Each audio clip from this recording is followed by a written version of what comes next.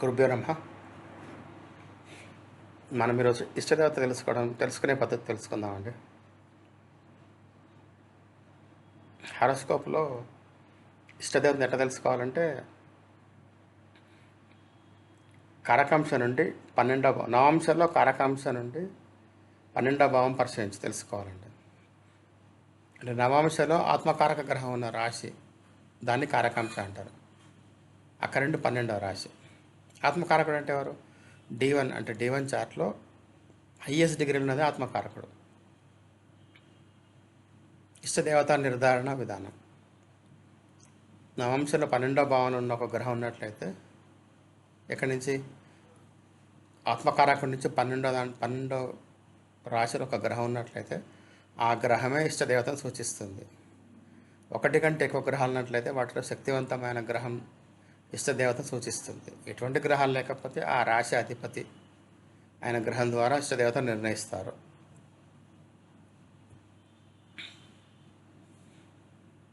గ్రహాలు మరియు సూచించే ఇష్టదేవతలు: సూర్యుడు, శివుడు, అగ్నిదేవుడు మొదలైన వారు. చంద్రుడు, గౌరీ, జలదేవి మొదలైన వారు. కుజుడు, కార్తికేయుడు. బుధుడు రాశిలో మొదటి చక్రంలో ఉంటే ఇంకా శ్రీరాముడు, 2 లేదా 3 చక్రంలో ఉంటే శ్రీకృష్ణుడు. బృహస్పతి, సదాశివుడు లేదా గురువులు, సాయిబాబా కానీ దత్తాత్రేయుడు కానీ ఇటువంటి గురువులు ఎవరైనా సరే. శని, నారాయణుడు. శుక్రుడు, అన్నపూర్ణ, లక్ష్మీదేవి, రాధ మొదలైన వారు. రాహు, దుర్గాదేవి. కేతు, గణపతి. పరాశర మహర్షి ఉపదేశించిన విధంగా వ్యక్తి తన ఇష్టదేవతకు సంబంధించిన అవతారాన్ని సేవించేందుకు ఆకర్షితుడవుతాడు. ఉదాహరణకు సూర్యుడు ఉంటే రాముడు, చంద్రుడు ఉంటే కృష్ణుడు. దీన్ని మీరు వింశాంశ చార్ట్లో కూడా చూసుకోవచ్చు. D20 చార్ట్లో కూడా తెలుస్తుంది కదా.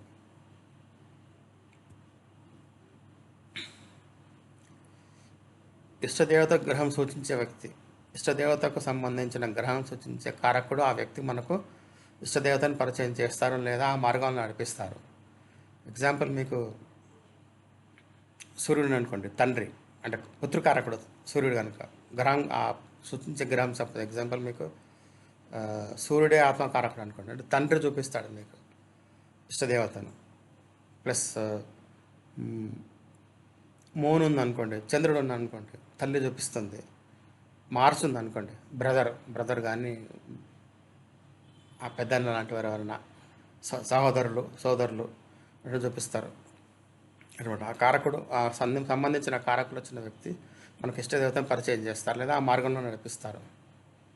ఆత్మకారకుడు ఇష్టదేవత గ్రహంలో చాలా ఇంపార్టెంట్ అనమాట మనకు. ఓకే, ఆత్మకారకుడు మరి ఇష్టదేవతకు సంబంధించిన వ్యక్తులు మన జీవితంలో చాలా ముఖ్యమైన పాత్ర పోషిస్తారు. అందువల్ల వారి అనుగ్రహం, సాన్నిధ్యం కలిగి ఉండడం ఉత్తమమైనదిగా చెప్పబడుతుంది. సో మీరు మనకి ఎవరున్నారో ఆత్మకారకున్న గ్రహం ఉంటుంది, సంబంధించిన వ్యక్తి మన జీవితంలో వాళ్ళు మనను ప్రాపర్ మార్గంలో తీసుకెళ్తారు. అనుగ్రహం చూపించి భగవంతుని సాన్నిధ్యం తీసుకెళ్ళే మార్గం వాళ్ళు ఈ జీవితంలో మనం పోషిస్తారన్నమాట. ధన్యవాదాలు.